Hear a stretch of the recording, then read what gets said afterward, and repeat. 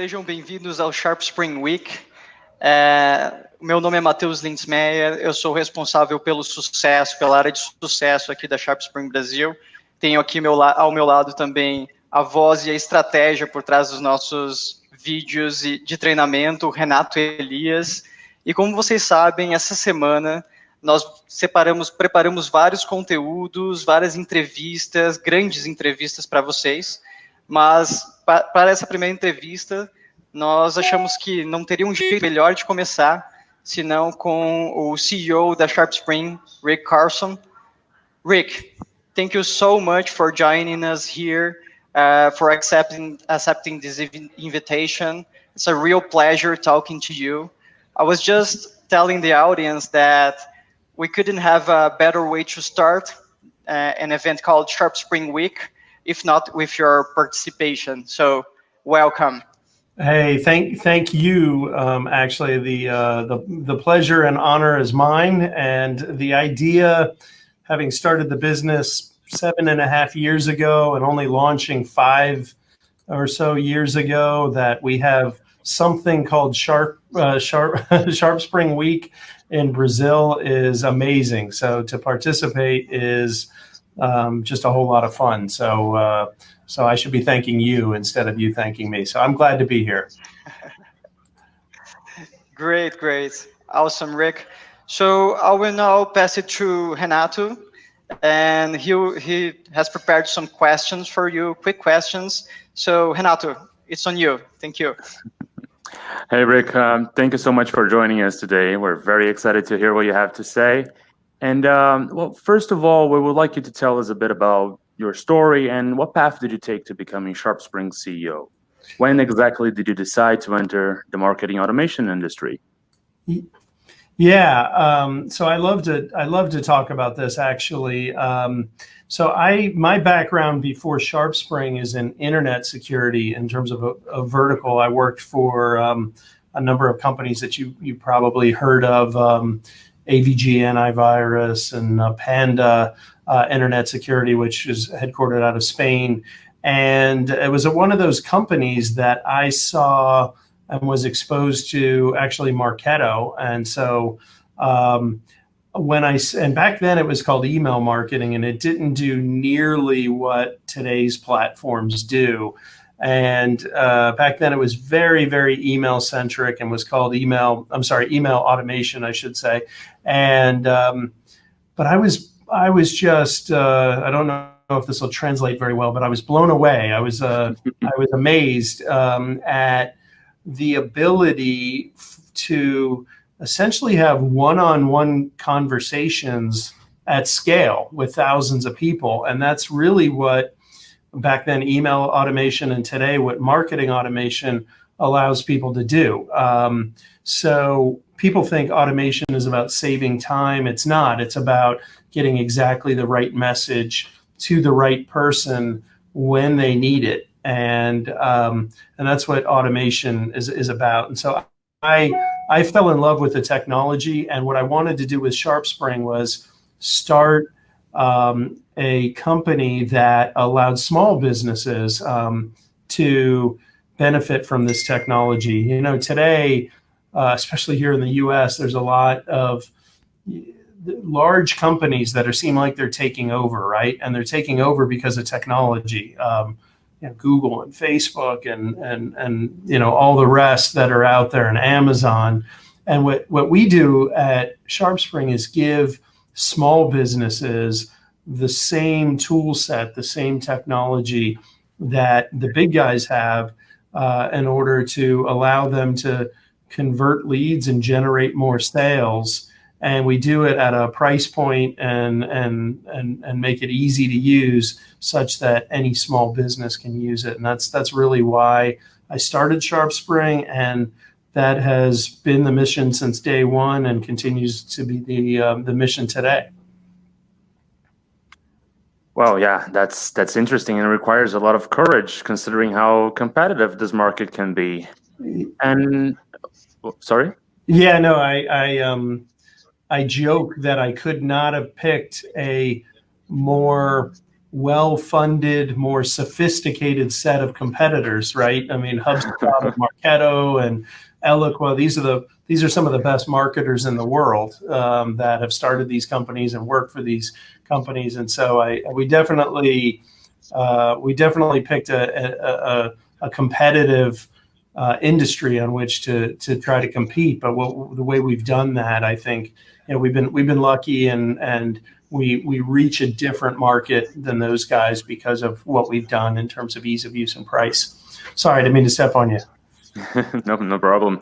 And well, as you mentioned, there wasn't some sort of evolution in terms of this market, like it has been going for a little while. Yeah. And well, in terms of platforms and strategies, and as you mentioned before, there are a few changes, and we would like to understand, how do you see these evolutions?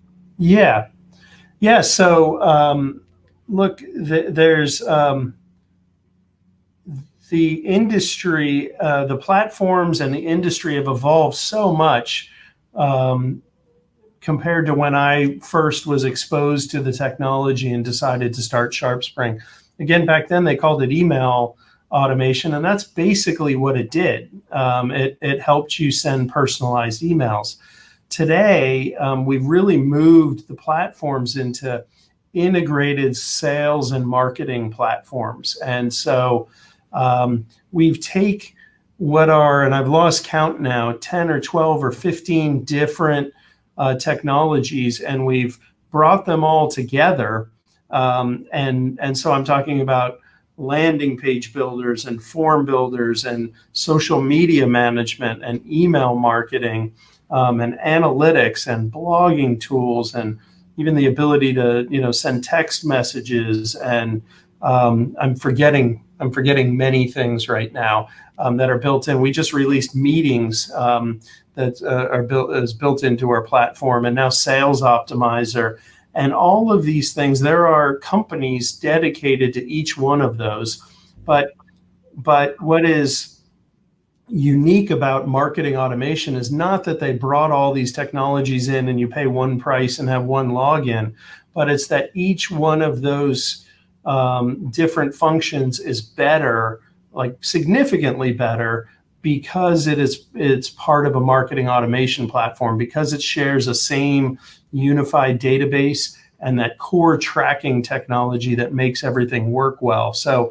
for example, in our platform, and I don't want to talk about SharpSpring as much as just generally marketing automation.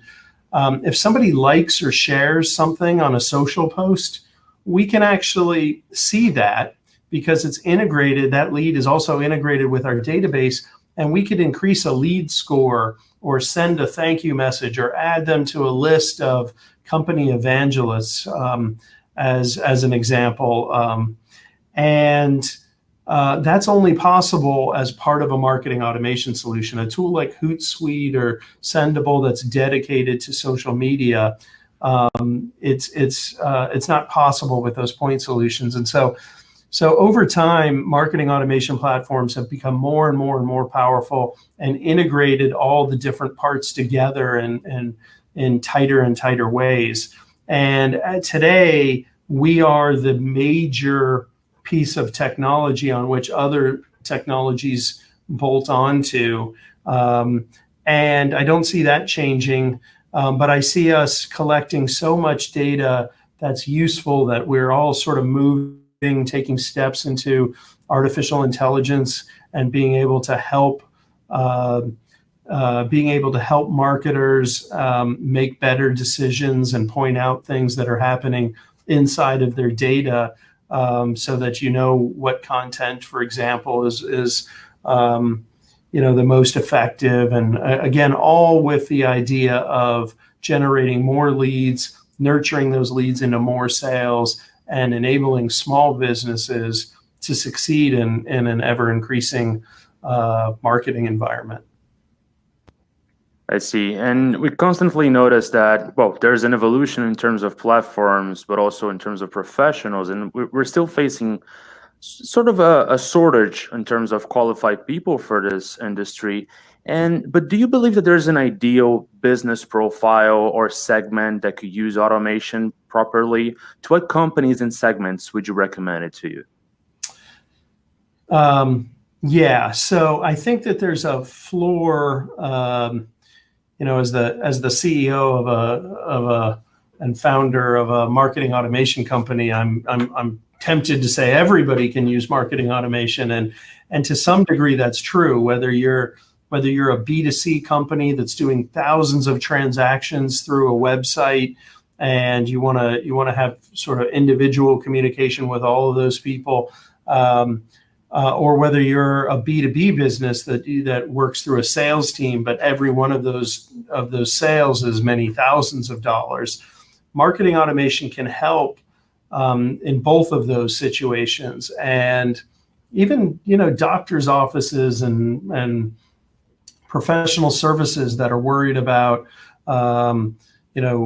people attending appointments and things. I mean, it can benefit from marketing automation. Certainly. I don't know if it's reached Brazil. I assume so, but we get text messages now from my dentist reminding me to show up to my dentist appointment. That's a form of marketing automation. And so I'm pretty hard pressed to think about businesses that can't benefit from these tools. The real question is whether or not that business has the necessary people that have the right skill set and understanding of the power of these tools to actually implement the tools in the proper way. Because that's what marketing automation is. It's just a tool, and unless it's in the hands of a skilled marketer, the people are not going to be successful just with the tool. So we work a lot with digital marketing agencies. In fact, we're sort of known for being the company. Maybe the number one company in the world now in terms of working with digital marketing agencies, and we like that because generally the digital agencies get it, and that's what they're hired to do. To grow leads and sales through the use of technology by the companies that hire them. So. There are businesses where marketing automation doesn't make sense. If you're real small, maybe the local pizza shop and those sorts of smaller or micro family run businesses, those kinds of things. Very small businesses might be better served they might just not be ready for marketing automation yet, and they might just want a simple email tool or something like that.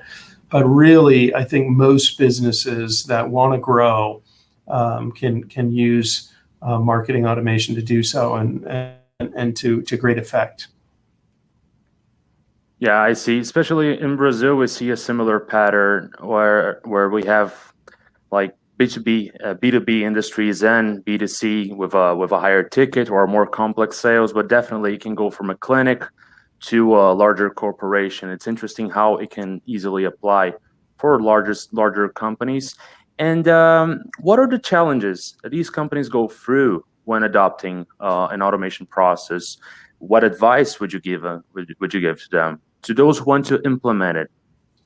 Yeah, I think a lot of times people think, because of the word automation, people think it's a time saver. That's not it. That's not it. Really, you can do much more with the time that you spend when you're using a marketing automation solution, but it's not a time saver at all. And so if people go into marketing automation thinking it's a time saver, and I'm going to explain why it's not a time saver in just a second, but if people go into it with that attitude, I think that they're misunderstanding the value of the platform, and they don't have the right expectations, and so they're not going to be successful.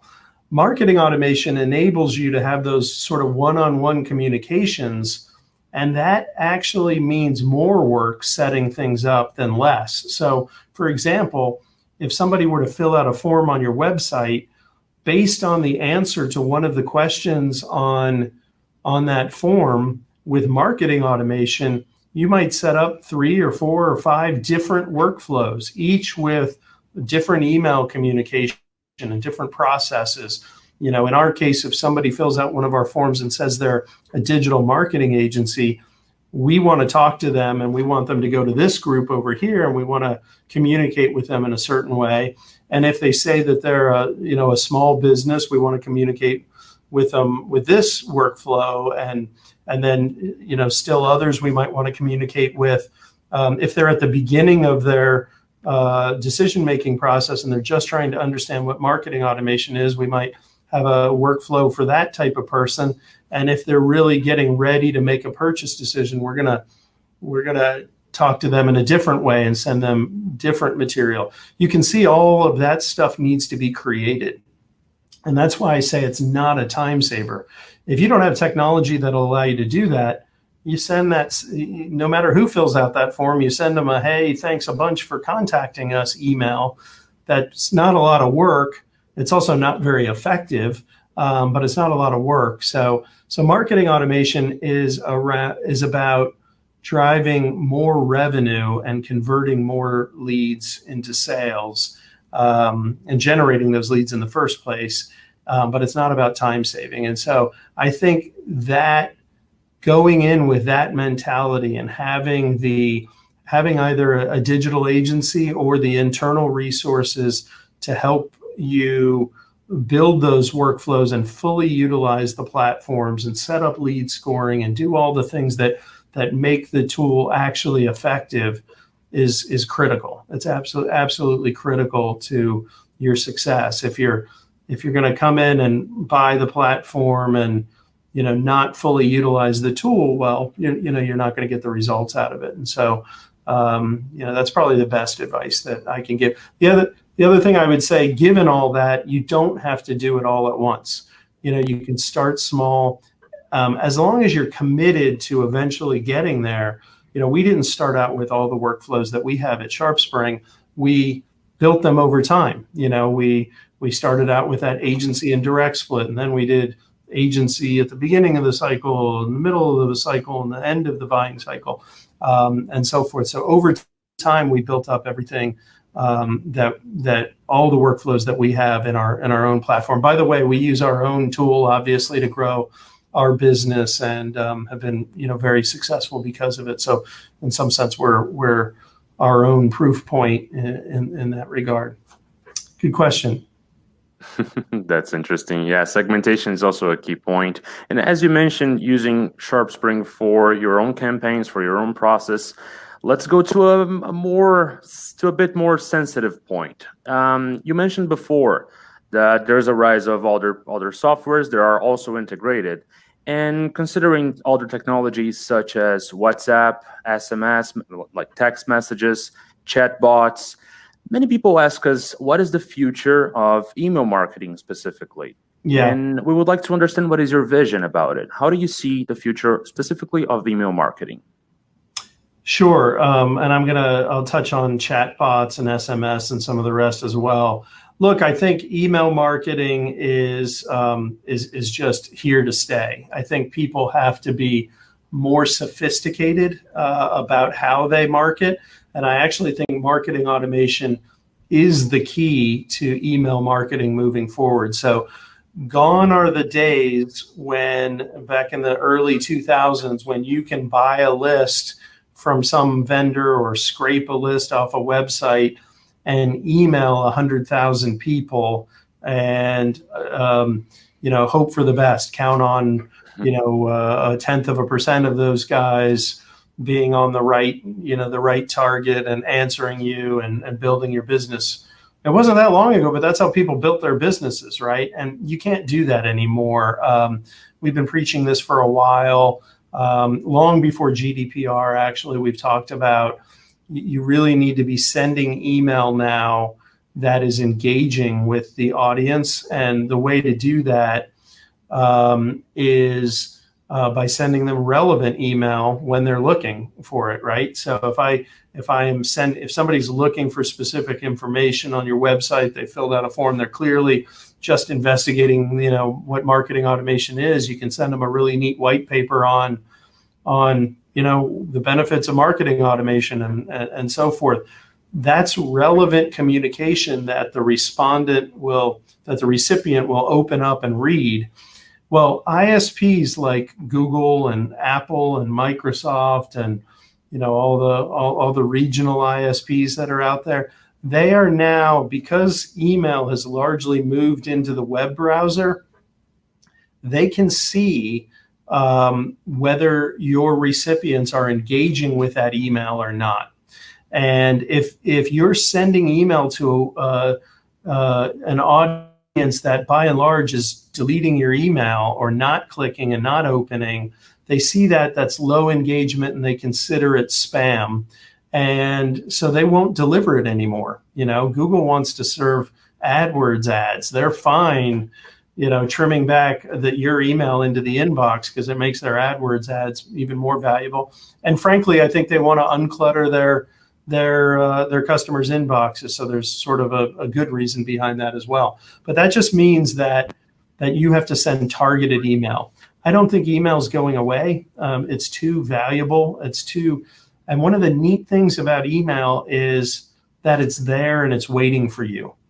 I constantly have people text message me, and I don't want to sound like an old man, but I'm much, much, much better at email. When somebody texts me, by the time I might see it and read it, but then it's buried amongst, you know, on a really tiny screen amongst, you know, hundreds of other texts, and it's gone. When it's in my inbox, if it's something that I want, I leave it there and until I deal with it. And so I think it serves a different purpose of an SMS or a chat bot. All these things sort of serve different purposes in the communication stream. And I just don't think email's going anywhere. However, the onus is on the sender to make sure that they're sending engaging content directly to the right person at the right time, rather than shotgunning out a huge email blast, right? So that's how I see things changing. Yeah, I couldn't agree more, especially when we see those bulk email campaigns, especially the ones that are not segmented. Usually it will bring poor results. That's sort of a pattern, right? Yeah. The ISPs are really proactively blocking that stuff in a way they never have before, all of them. So, but it's positive, right? It's positive. Yeah, I think so. Look, again, this is a conversation about marketing automation, and I recognize I'm biased, but again, the email, what actually happens is if you're a good marketer and you're using these technologies and you're the kind of person who is sending relevant content, your message gets through, right? So that inbox is a lot less cluttered and your message gets through. And so it is positive if you're committed to using the tools and being a good sender and so forth. We have, over the past, I mean, this has also been an education for our business over the last 2-3 years. We're now members of an organization that includes Google and Microsoft and HubSpot and so forth, that all the largest email senders in the world and all the ISPs. And we work collectively with those guys to ensure, you know, best practices are used by our senders and to really help shape policy moving forward. And this is I think a positive thing for everybody's personal inbox and for marketers that understand what's happening and that work to really deliver only to recipients that want that email, and then to send them relevant information when they need it. So net, I think it's a good thing. Perfect. And in Brazil, we have seen an upsurge in popularity for the term inbound marketing. Many companies contact us seeking to apply specifically inbound strategies. And we believe that marketing automation can provide different solutions. And how do you see the scenario specifically when we're talking about inbound marketing, and what are the differences? Like, what other scenarios can we work with?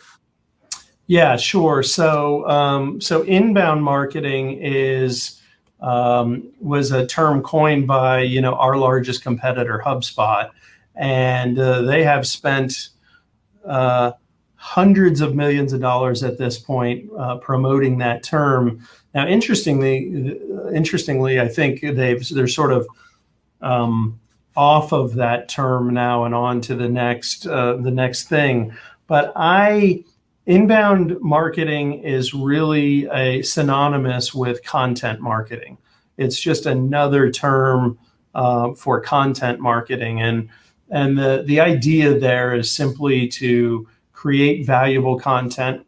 For example, a white paper on what is marketing automation, such that prospects that come to your website, visitors that come to your website, see something that is interesting there and that might help them, and they like to download it, and they give you their email address and other information in order to and they become a lead, and they do that in order to get that content, and then you've got a lead that you can work with and so forth. Well, so content marketing or inbound marketing has been around for a long time, and is it effective? It sure is. Absolutely. It has been a staple of the growth of our business and HubSpot's and thousands of companies around the world. I'd say the vast majority of the businesses that use SharpSpring, we've got more than 8,000 businesses on our platform at this point,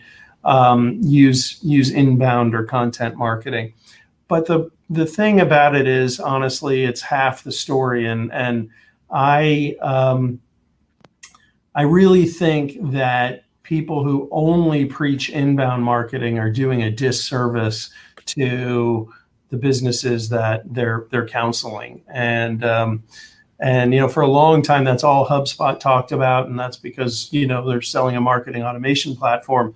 But I'll tell you, we have outbound processes as well. We utilize sales teams. We do all kinds of things that I would call the other side of the marketing coin. I would call outbound marketing. Attending trade shows. We do some direct mailings to get people's attention. We do all kinds of stuff. And what I would just counsel anybody who's thinking about growing a business is to not latch on. And this is funny coming from somebody who runs a marketing automation solution, but to not just latch on to content marketing, not just inbound marketing, and to really explore all the avenues that might be potential fit for your marketing strategy at the business that you're running, because inbound is just one of the many methodologies that make sense, and even the outbound strategies, they can all be augmented with regular lead nurturing and communication and so forth. So marketing automation serves outbound lead generation efforts in just exactly the way that it does the inbound strategies as well. Yeah, I couldn't agree more, especially when talking about other solutions to qualify and interact with leads. Some people insist specifically in inbound. And well, what should our Brazilian partners expect from SharpSpring in the coming months? Yeah. What do we have next in terms of features and solutions? Could you give us any spoilers?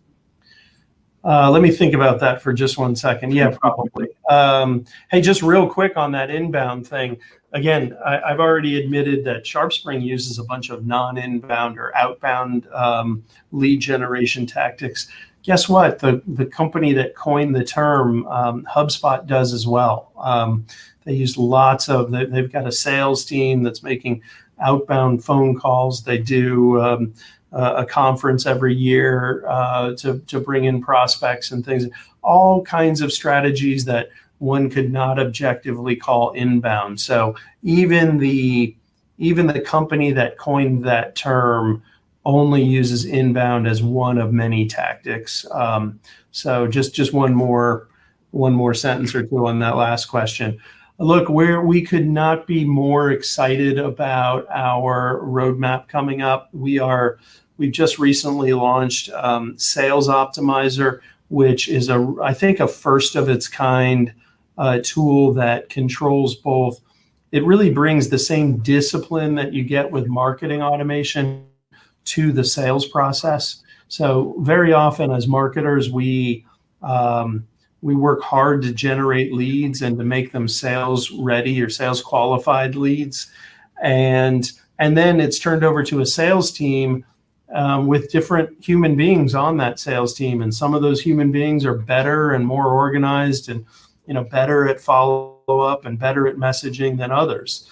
Well, that's sort of disappointing when the leads that we give to a sales team, half of them might not be worked the way that we would all like them to be worked. And with Sales Optimizer, you're able to control both the cadence, meaning how often, exactly what the follow-up should be, and the quality by giving salespeople exactly the right tools to communicate with whether it be email communication or white papers or media. So you can control both the cadence and quality of all of your sales communications in exactly the same way as you control the cadence and quality with marketing automation on the marketing side. So we're excited about that. That is not a spoiler because we just launched that, but it gives you an idea of some of the stuff that's coming down the road. Where we're launching something called Sales Dialer, which is really exciting, that allows you to have call recordings, know whether your sales teams are generating, making the appropriate outbound calls in order. Speaking of outbound marketing efforts, making the necessary calls to meet your sales objectives, and then call recordings and call transcription so you can see how they are speaking to customers and sort of control that messaging and how they're overcoming objections. So that's coming real soon. Here's something I don't think we've talked about too much. We're integrating some video. So if you want to integrate video and send a message that's got an embedded video in an email, which is a pretty effective tool in terms of getting somebody's attention. I don't know if you've ever received an email like that where somebody holds up a sign, and it says, "Hey, Rick, you're going to watch that," and it's a great way to get a new prospect sort of engaged with your business rather than them, not engaging with that email. And so we've got some of that stuff coming. We've got interesting stuff in the text area coming.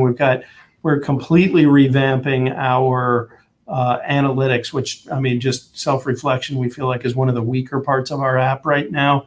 And that is coming in the next, I'm going to say 60 days. Is just going to be a huge difference in the analytics that we provide our customers. So lots of really good stuff on the horizon. I mentioned we're working on AI and some tools there that will be coming out in small increments over the coming months and years. So couldn't be more excited about the way our platform is developing. So perfect. Yeah, we see that it's not only about marketing, but especially integrating your sales process. That's something that it makes a huge difference, especially now with the new features that the Sales Optimizer. Like the most we integrate marketing and sales, the better are the results. That's right. Right. That's exactly right. And you both sides benefit from that, right? The sales having all the information about what's happened thus far and what the motivations are of the person that they're finally talking to. And then on the marketing side, just being able to see what it takes to actually close a deal and knowing that the sales team is working the deal the way it needs to be worked in order to get it closed. Just exactly what you said. The tighter you can bring these two disciplines together, the better off your business is. And that's sort of one of the things that we've been working on for a long time at SharpSpring. And we're excited about some of the stuff that we're adding here in the coming months. So are we. We see that we can structure and set a frequency, as I mentioned before. Yeah. Well, I believe that will be it in terms of questions. All right. Rick, I would like to again thank you so much for your time and attention. It was definitely awesome, and our team is happy to hear from you, and we're excited about what's coming next and so are our partners in Brazil. All right. Well, thank you guys. You guys are fantastic partners, and what you're doing in Brazil is just great. And it's been a pleasure working with you guys over the years. And I just want to say thanks to everybody in Brazil that is already working with us, and those that are going to consider us moving forward. It's been a great relationship thus far, and we're excited to be working with you guys. So, thanks. Our pleasure. Excellent. Again, Rick, thanks a bunch. I believe we're very excited about everything it's coming, and it's been a very interesting and fun challenge to represent and be partners with you here in Brazil in this, we believe, blue ocean we have here. So again, thank you. Yeah, likewise. Thanks a bunch, guys. I appreciate it.